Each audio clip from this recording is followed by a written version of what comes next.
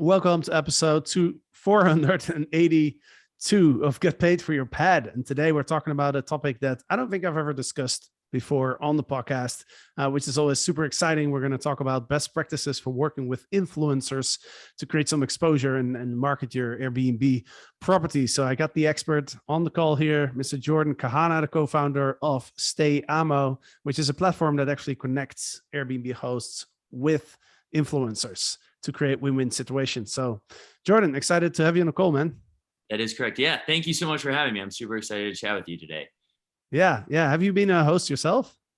I'm not a host. So that's where it actually is a perfect yin and yang. So I've been doing content creation for over 5 years. Stayamo has been around for a little over 3 years. And my business partner, I, the co-founder, he is in the real estate business and owns land in Joshua Tree. And so he understood the host side of things. I understood the influencer content creator side of things. And so that's why it worked out so well of this like creator space. Awesome. Well, let's start at the very beginning, I guess.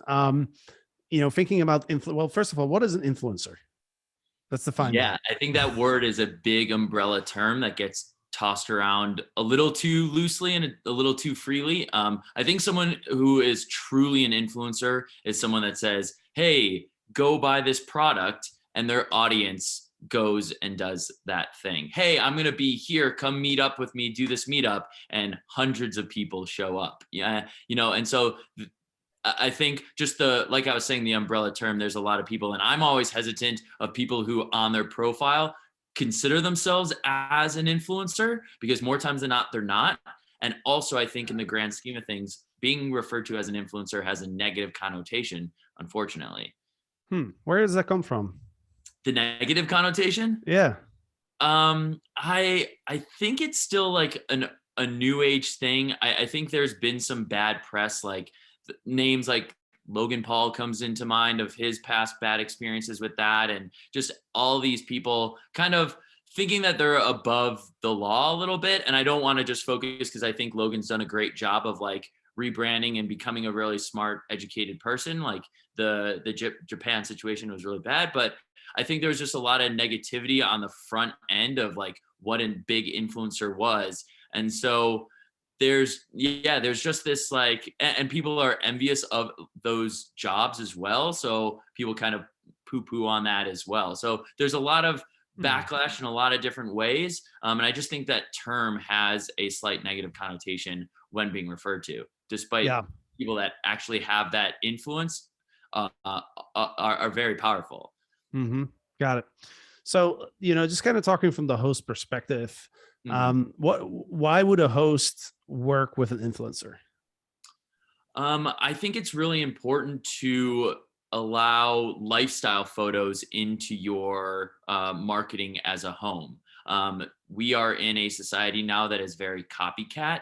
And how many times have you gone to a hotel or maybe an Airbnb and they use a fisheye lens or something along those lines, where you get into the room and you're like, this is not as big as I thought, or this is not how it presented itself. And when you bring in lifestyle photography where someone's laying on the bed or sitting on the couch next, you're able to give shape and size into the room. And also for the beautiful homes that are out there, you have people being like, I want to recreate that. I want to have that experience. I want to take that photo. I want to have this experience. And so when homes have those kind of layouts or really unique things, putting people in there allows the common viewer to put themselves in that space. And so having content creators and influencers there, people tend to want to travel, like why traveling has blown up, why Joshua Tree area, why all the national parks have really popped off so much, is because social media and people posting that and people wanting to recreate those images or experiences. Right. So is that how a typical arrangement looks like when you work with an influencer? Like they stay at your place for free and then they take photos that you can use in your marketing? Yeah, so usually what we've found best with our best practices is about a 2-night window is all you need to offer. And we kind of sometimes weekends, if it's a slow time period or if it's a busier time, but it's so beautiful there, like a Tuesday through Thursday or Monday through Wednesday, where you're not really getting hit because you're usually covering that cost and maybe covering the cleaning fees and whatnot. And so usually 2 nights allows for at least 2 sunsets. You get 3 sunrise opportunities, and it allows what really like shows in photos is just the enjoyment. And if your house has a lot of fun things to experience, like not being like, hey man, I'm there for 20 hours. I have to shoot out, you get to see how the light comes in, and it takes a lot of time and creative work of like, ooh, this angle here, this corner comes in really nicely with the light, or playing around with it, or ideas just kind of like brew when you have time to enjoy the house as well. And so I think that's where we've seen the best practices. Sometimes if it's a larger group or a larger house, providing 3 nights to really maximize the amount. But that's where we've seen the best kind of turnover. Got it. Um, when you set up something like this with an influencer, like do you agree beforehand on like, how many photos am I going to get, or like Mhm. what about the exposure? Like, are they going to post on their social media channels, and Yeah. what are best practices around like kind of arranging these type of deals? Right. So that goes back to the first thing that we talked about what truly is an influencer versus a content creator, and the best practices and strategies that we have seen. And I think early on, it's really important, especially if growing a social media, or at least having a social media present, or a very nice Instagram that people can follow or see more photos of your house than what you're posting on Airbnb or any other pages that you're on, is this setup of not being so dependent on if they have a large following. Yes, that is important, but I think the quality of photos that they take. And a big strategy that we always tell our homeowners to do is have a smaller photographer focused person come into your house who wants to travel, is hustling, trying to build out their portfolio, and is more likely to provide and to over deliver for you. And so that way, then, I mean, each house is different and their needs is different, but being able to have a Rolodex of 30 photos after someone stays at your place, 15, 20, 30 photos that you can then distribute slowly throughout your channel, that you can use to get within the algorithm of Instagram or Twitter or wherever you're trying, the different platforms. And then once you have a big following, or at least a decent page layout and aesthetic, then maybe reach out to a bigger influencer who has a bigger following that still takes really nice photos and is focused around home, like travel or lifestyle. Don't be just enamored by, ooh, they have 100,000 followers and expect, oh, I'm going to get 10% from that in growth. But we why I say that is that early on we did a project with an influencer that has over 2 million followers. He went with some friends and they were all verified accounts. So it was a big group, but the account didn't have nice photos, and they weren't set up that way. So when all of that traffic went to that page, it didn't retain that audience, because you have to keep them entertained of being like, oh, this house is really beautiful. They take really good photos. I want to remember to stay at this house in the future. Yeah. Because there's a lot of steps that come into play of, am I traveling in this location? Am I near this location? Is this house, available when I'm trying to travel? So it's a little slower burn that people need to be a little patient with. But that strategy is what we've seen the best, is get the people who are willing to hustle for you early, that aren't asking for more money or doing things that will really perform for you and provide you with great quality. Right.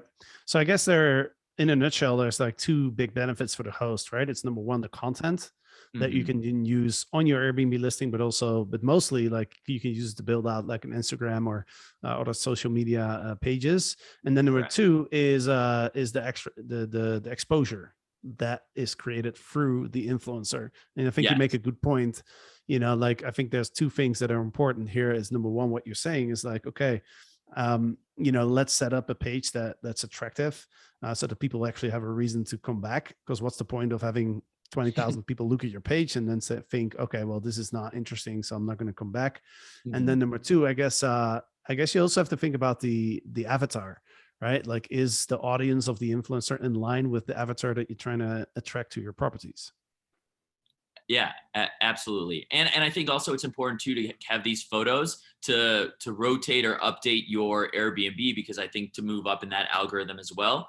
I'm not as familiar with that. That's more of like my business partner side of things, as well as just like I'm here to focus on your social media and the importance of that, because like I said, people are finding places to stay almost more frequently through social media than through like, hey, I want to go to, Big Bear, and they search that, and Airbnb just kind of filter, like, I don't know exactly how that search comes up with your dates and the availability and the added features. So being able to slowly move yourself up. And I think also another thing that is important when working with these content creators and influencers is it adds another review system into you to boost you up in that Airbnb algorithm as well, which is really important. And Hmm. providing them a free stay, you're for sure going to get a 5-star review. And to do, like, there are things that allow you to, I don't want to say cheat the system, but this is marketing. These are different hacks to do to grow Hmm. your awareness and to book out faster and for a higher price. Yeah. Yeah, and I also think that I see it as a trend. Like, I see younger people, they find everything for Instagram. Like, I'm kind of old school, so Yeah. I go to Google, I go to like Google Maps or like Airbnb, right, the Mhm. website.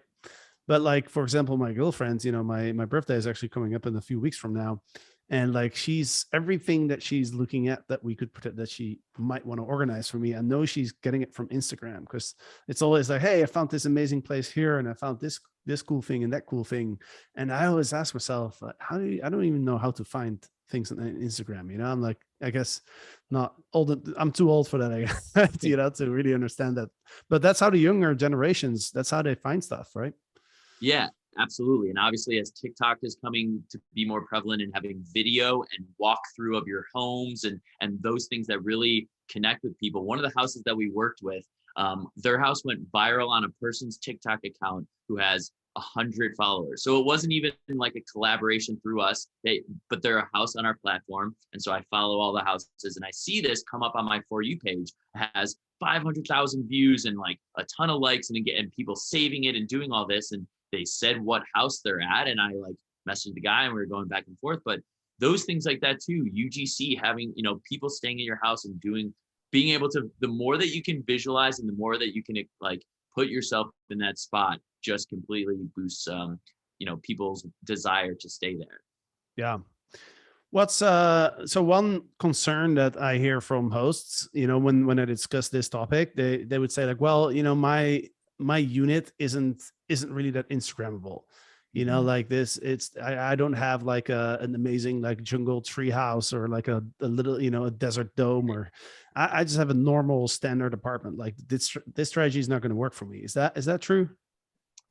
Um, yeah, I mean, obviously, some houses are more photogenic than others, just like people are more photogenic. Like any situation is like people have their benefits and the features. But I think like just putting yourself in that presence, obviously, your ability or your pull to get really large influencers, if you are in an apartment complex or, that kind of setup, like you probably won't. And that's okay. But I think, you can still use these strategies of having someone come in and stay and create lifestyle photography and create this warmth. So if it's a 2 bedroom, 2 bath place where 4 people can stay, find a couple, like that, like a traveling couple or something that's on the smaller scale. That's, hey, come out for a weekend, come out for a week, stay here, work, like have this experience and do this. And hopefully there are benefits of your place that can provide for some sort of storytelling or some sort of use that you can then use. So like there's always workaround with it. Obviously, not every place has a porch that looks at the sunset that's on the ocean. Like,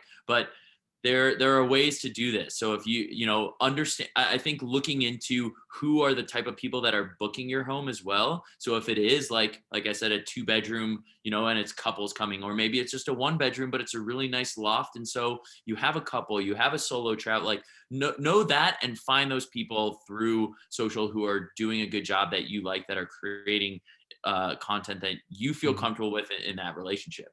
Yeah.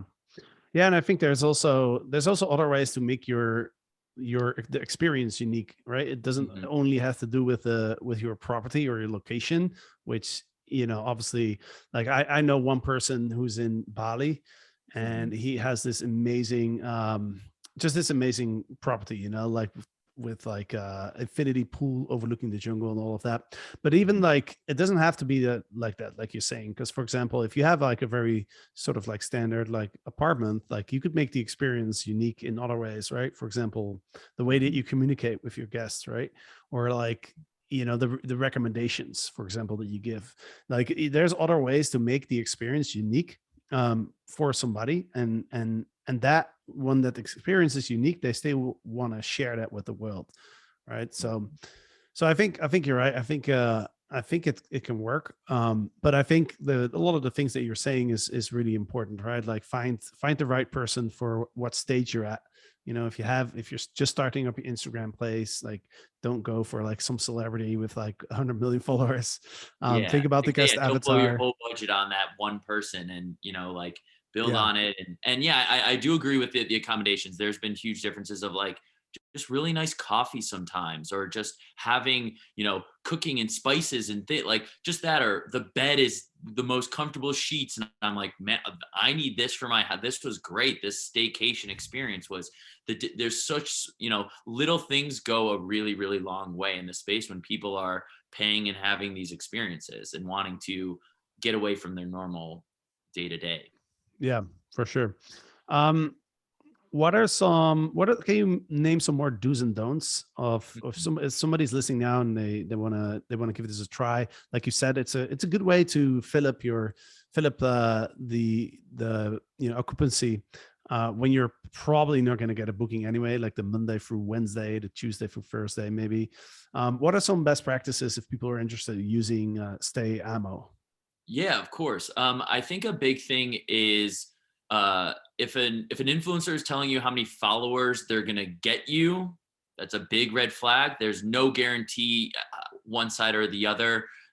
Their exposure and how much they usually charge for a post, like, push back, or just, like, understand, hey, my house goes for this much for these nights, and this is what, like, they're so don't get too bogged down or too concerned. Like, find the people who are understanding and wanting to continue to create and having these nice experiences. So I think most importantly is being clear in what you want the deliverables to be, and them providing you with photos is going to be a bigger win for you than the exposure that they put out. Very few does it really convert huge, and you need to understand that. And I don't want people to get burned and then they get sour, and that's where, like, the negative influencer connotation, because people come in, hey, I have 500,000 followers, this and that, like, okay, but you're a girl in a bikini, so yes, you get 20,000 likes on a post, but people aren't there to see the home, or, like, it doesn't matter where you are. And so it's understanding who this person is and what they provide. And sometimes a 12,000 follower account that takes great photos, that travels all the time, is going to convert way bigger than some bigger account that isn't. So understand, look at their metrics. Like, you can kind of understand how much engagement they have. Definitely check out on the comments as well, and the importance on that. I think it's really just, like, understanding it and doing your due diligence. Another thing I think is really important is holding the content creator influencer accountable. So having them book it through Airbnb, so you have the insurance policy and all that other stuff. Give them a discounted rate so that hey, you pay $300 to just hold this thing, so that that you're coming to my house, and that once I get all of my photos from you, I will return, you will get the money. But hold them a little accountable. Don't get burned. Don't, like, and if you work with Mm. them over time, then there's less need to do that as much. But definitely on the early end, be sure to, like I said, and then that way they can review your house on Airbnb as well, and working through that way, and making them kind of front the experience a little bit, because no one likes to have, everyone's had a bad business experience no matter what business you're in, and so don't get burned. Find these different things. So I do think having some incentive on their end to get some money, but like their return on investment as well for you. But I think the key things, remember, here is getting a bundle of photos for your use. Their exposure as well is really nice. So, but just don't prioritize them posting one photo for a 2-night stay and you guys don't get any photos for your use except for that one photo or a couple Mm. stories. Because like I said, it is a slow burn. So you need to build up your social media presence and being able to update your listings on the page to boost yourself in that algorithm as well. Got it. So let's dive into a little bit into the logistics of how Yeah. Stayamo works and how to even set up these deals, right? So for let's just take an example, right? Let's just say, my apartment is $150 a night. I want to make it available for 2 nights. So do I then tell the influencer like, hey, just book it on Airbnb. You're going to pay like $300 plus, plus the Airbnb fees and all of that. And Mhm. then if you deliver everything that we agree on, then I'm going to refund. Am I going to refund the entire stay or just the $300?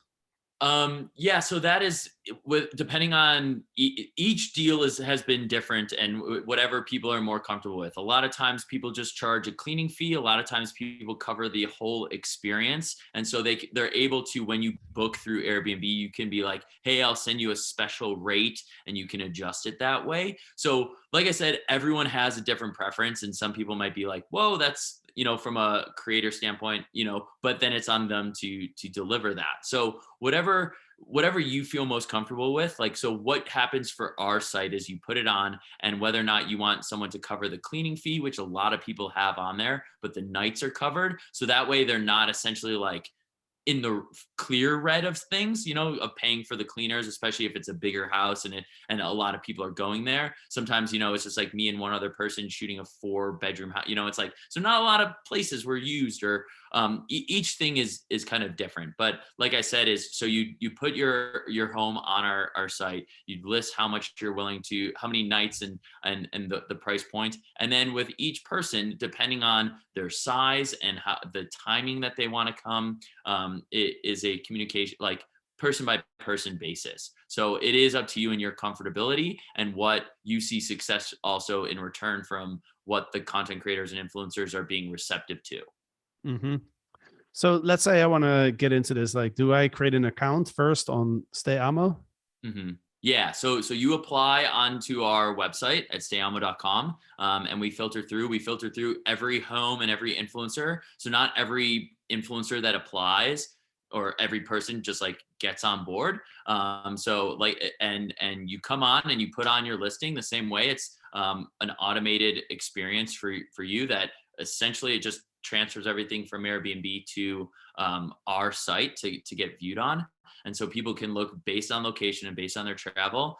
We're working on some tech things as well to be a little bit more location specific for the homes to find influencers as well, because right now it is just like a huge list of, hey, here's all the influencers that have made it through and are approved, but they're not location based. So you can hit someone up and they're like, oh, cool, great, but I'm based in Norway, and you're like, that's not, like that doesn't do anyone good. You're not going to pay for their flight, or they're not going to fly out for a 2-night stay. So we are working on definitely different developments of that, but that's definitely how it goes. And there's always we are growing constantly. And so people are always out and traveling. And so our homes are constantly being reached out to as well as, hey, I'm going to be in this area, and definitely like work with people who are being very specific, that's how you can definitely separate it, where it's like, hey, I'm planning a trip in your city, I'm going to be there these dates, I see that you have it available on your account. Like, those are the people that you can feel a lot more trusted with, as opposed to like, hey, it's my birthday this weekend and I'm like,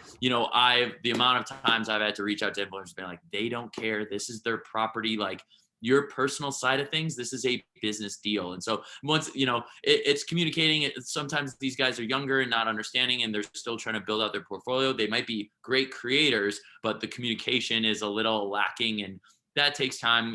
This is an education for the homes right now, and we're working on education for the influencers as well, to understand, hey, we want you to stay at these houses, we want you to keep like have these experiences and doing all of that. So the more specific that you guys can be, and the more direct that this is a business deal, this is your home, this is important, you are, maneuvering ways to remove marketing costs from your end, but also allowing yourself to grow and not, have anything get messed up.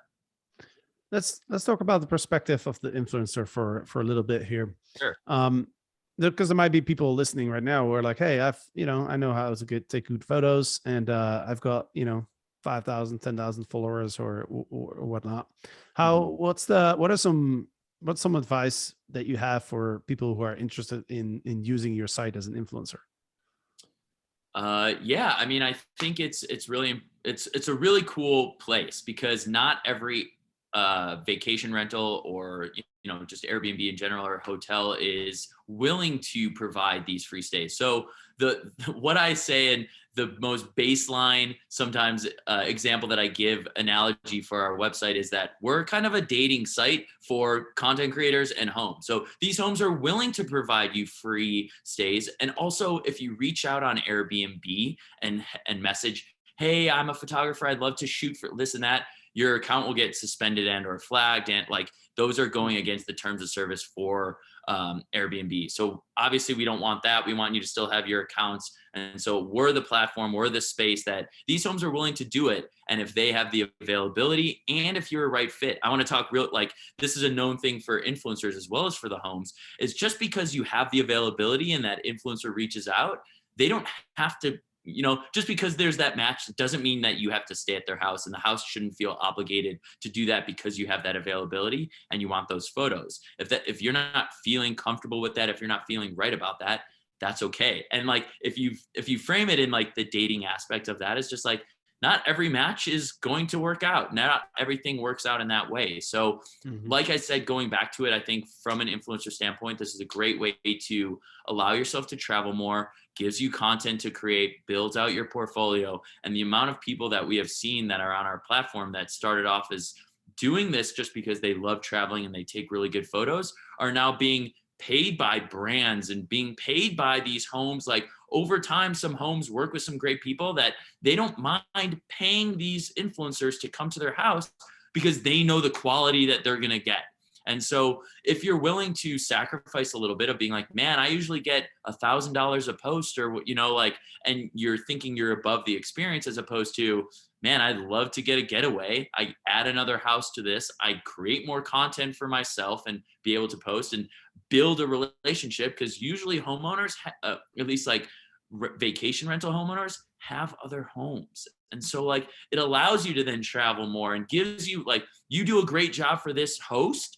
Hey, I have this other house that I'm building here. Oh, I'm just buying this. And they're like, I loved working with you. Let me know the next time you're in town. Like building relationships with these people to provide yourself this life that you're trying to create. But like over deliver, like crush it. Hey, I'm gonna let's set a deal on 10 photos. I'm gonna post for you and do daily stories. Great, here's the end of it. Here's 20 photos. Here's a post. And this, like, not that you need to do multiple posts on your page, because I understand, but there's usually the opportunity, if the house really lends itself, that you're going to post multiple times and like post multiple stories, and doing that, like you're going to take photos anyways. Like, one of the strategies that we heard that was really, really smart is that they set a deal on like 15 photos, and they send the Dropbox link or whatever kind of shared folder to the host, and they're like, hey,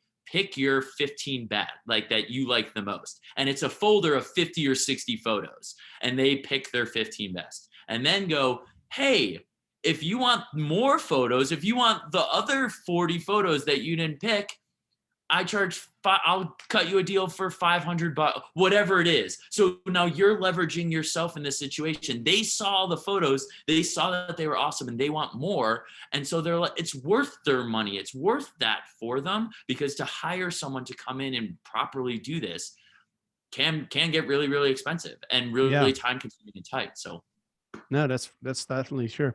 And one thing that comes to my mind as you're going through this too is, a lot of hosts are not social media experts. So a lot right. of students in our groups, for example, they'll set up an Instagram account, but then they're like, okay, well, what do I post? Like, how does this work, right? And so what I'm also thinking is like, hey, if you work with an influencer, pick their brain, right? Show them your Instagram page and say like, hey, what do you think is a good strategy for my page? And I'm sure they'd be able to share some advice. Totally. Yeah. I mean, ask questions. Like these people love to talk shop and to do all that kind of stuff. So definitely ask questions and see. And I think like don't be like too concerned about what you're going to post or what the caption needs to be, and be as informative as you can, but create, like, find those nice photos and post on it. Like, see what works for you. It's very trial and error. Instagram keeps Mm. changing their algorithms. They're always like changing and adjusting. And so finding things that work and finding other pages that you like and mimic that. The amount, like, nothing is ever really that original or that organic. So like find the homes that you like and the way that they're shot or what they're doing on the social media, whether or not it is a copy thing or wherever you think they're doing a good job, and take those for your own page and how you post. Got it. Awesome, man. Well, just to wrap this up, what's the, if hosts are listening now and they wanna try this, they wanna Yeah. work with an influencer, like what's the process? Yeah, the best way is either like coming on to stayamo.com and putting your house up and looking through the houses that we have. It keeps updating throughout, reaching out to the influencers that we have and finding them. And if like necessary, if they don't respond, reaching out to them on Instagram as well. But I think coming on our platform, seeing what other homes are doing, seeing the influencers that we have on there, and giving it a try for yourself. We're always very open and willing to help you out any which way that we can. Awesome. Last question: how did you come up with the name Stayamo? Yeah, so like it's love where you stay. Like te amo in Spanish is like I love you, and so we were just throwing a bunch of names up at the wall and wanting, and it just kind of clicked. I'm trying, like, I know where I was. We were in LA, we were in a coffee shop, and yeah, between the two of us, we were just throwing every which name, and Spanish started to come up more and more, and there, Stayamo, love where you stay. So that's where it came from. Awesome, love it. Sweet dude, thanks so much for jumping on. This was really interesting, and for the listeners, so if you wanna try this out, go to Stayamo, AMO, Stayamo essentially.com, and you can sign up. Is there a fee? There's no fee, right? It's free to No sign up. fee. Yep, No yep, free fee. to sign up. Awesome. Thanks so much, Jordan. Thank you so much. I appreciate the time. No problem. And to the listeners, thank you for listening. And I'll be back with Eric, of course, on Friday. So see you then.